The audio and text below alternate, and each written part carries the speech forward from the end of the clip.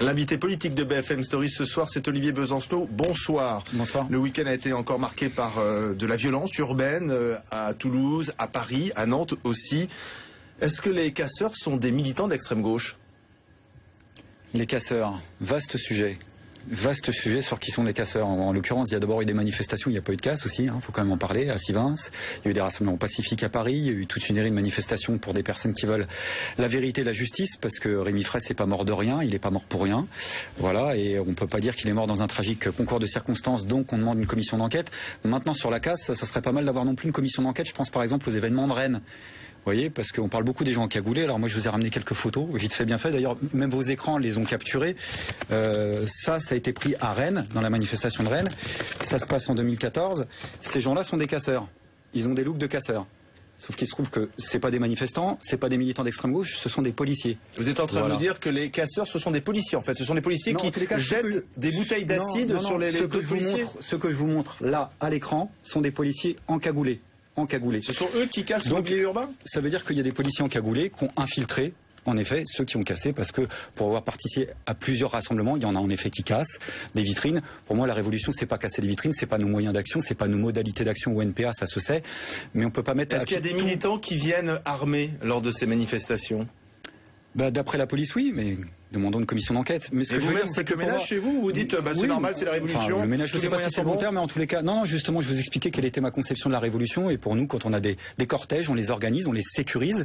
Voilà, maintenant. Parce que là, vous accusez carrément la police de provocation. Moi, je les accuse pas. Là, je vous dis, il y a des policiers qui se déguisent en casseurs. Oui, j'ai bien compris. Voilà. Mais ça veut dire quoi? Ça vous choque ou pas? Mais ça veut dire quoi?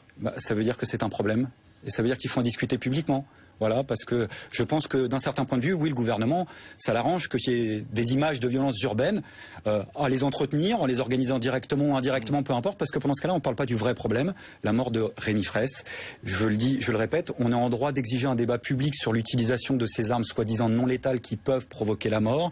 Je pense aux grenades offensives, je pense aux pistolets taser, je pense l'utilisation a été suspendue. Pas pour les autres dont je suis en train de parler actuellement, du lanceur de balles défensives. C'est des sujets qui régulièrement sont mis sur la table, par exemple par le Conseil national de déontologie de la sécurité des défenseurs des droits, par l'organisation des libertés publiques. Il faudra qu'on discute de tout ça, surtout qu'il y a une responsabilité politique, ce qui s'est passé il y a une semaine est le résultat de 2 mois de tension dans lequel le gouvernement et l'exécutif ont leur part de responsabilité. Alors justement, vous parlez du gouvernement, que répondez-vous à Jean-Marie Le Cuen, membre de ce gouvernement, qui dénonçait ce week-end une forme d'escalade gauchiste de ceux qui défendent la violence, et il pointait du doigt des déclarations de responsables politiques à l'extrême gauche notamment? Oui, ils l'ont fait aussi sur les Verts, ils parlent d'instrumentalisation. Bon, tout ça, c'est le débat politicien, ça m'intéresse pas trop. Le vrai sujet, c'est de comprendre pourquoi il y a des mobilisations qui s'organisent contre des projets qui sont jugés inutiles par une partie de la population, en tous les cas. C'est le cas du barrage de Sivins, c'est le cas du plateau des Mille Vaches, c'est le cas par exemple de Notre-Dame-des-Landes. Et face à ça, on a une réponse du gouvernement et de l'exécutif qui, en gros, consiste à passer en force. Je crois qu'il faut comprendre la dimension démocratique dans ces questions-là. Il faut savoir que localement, par exemple, à Sivins... Un conseil général, c'est pas un passage en force, c'est démocratique, ce sont des élus qui décident. Oui, mais vous savez, il y a pas mal d'assemblées démocratiquement élues, avec d'ailleurs de moins en moins de voix, qui passent contre l'avis de plus en plus significatif d'une partie de leur population. En l'occurrence, qui est plus légitime, le seul moyen, ou les 500 manifestants? Non, le seul moyen, ce serait de donner la parole, le pouvoir à la population directement.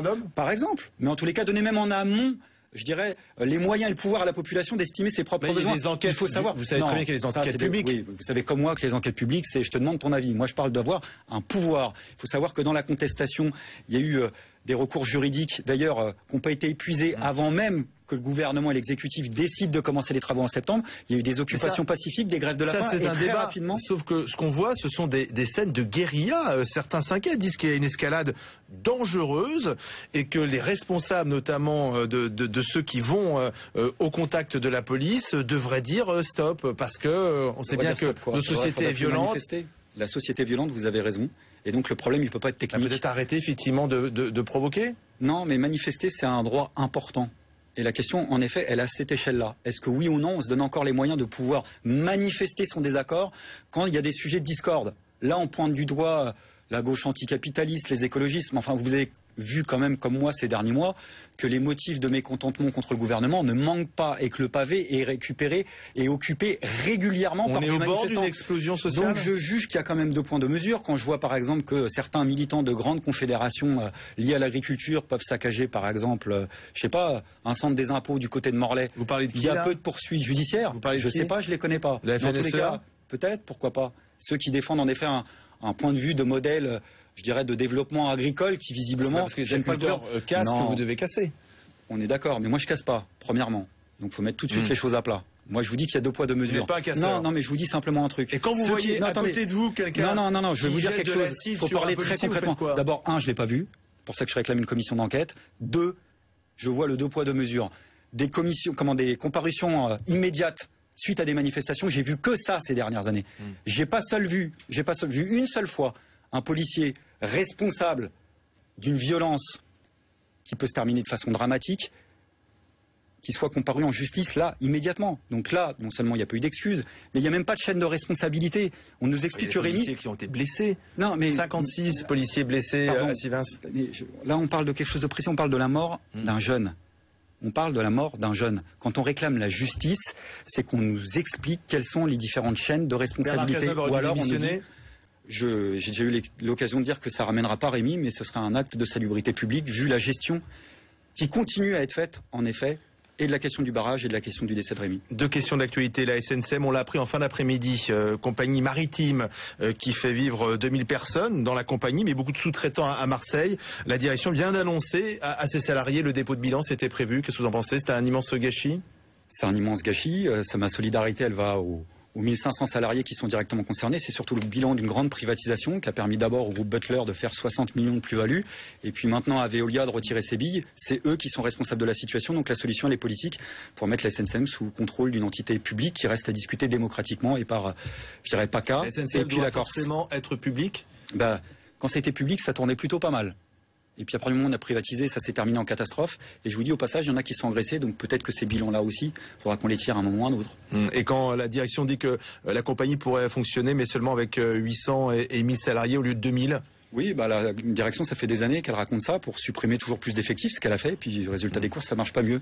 Mais le bilan, je vous dis, de ceux qui se sont gavés sous forme de dividendes, je pense aux actionnaires des groupes que j'ai cités, Butler, Veolia, ça, c'est le vrai bilan politique. Donc la question, elle est posée au gouvernement, aux conseils régionaux, de PACA et puis de la Corse. Et puis cette semaine, c'est la célébration, ou le bilan en tout cas, de la première moitié du quinquennat de François Hollande. Comment qualifiez-vous ce premier bilan?